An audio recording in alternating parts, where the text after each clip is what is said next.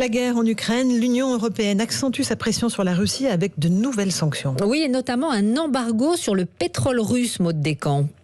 Oui, il s'agira d'un embargo progressif puisque Bruxelles propose d'arrêter d'ici 6 mois les importations de pétrole russe, le temps de trouver d'autres voies d'approvisionnement. Il faut savoir que le pétrole russe représente environ un quart des importations européennes. Une décision qui était nécessaire, a estimé la présidente de la Commission européenne Ursula von der Leyen devant le Parlement à Strasbourg ce matin, mais qui ne sera pas sans conséquences.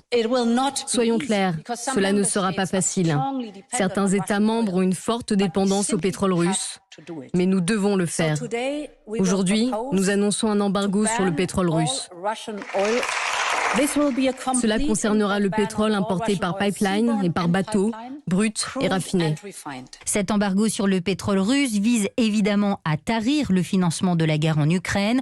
Autre sanction proposée par Bruxelles, exclure la plus grosse banque russe, Sberbank, du système financier international SWIFT, ainsi que 2 autres banques.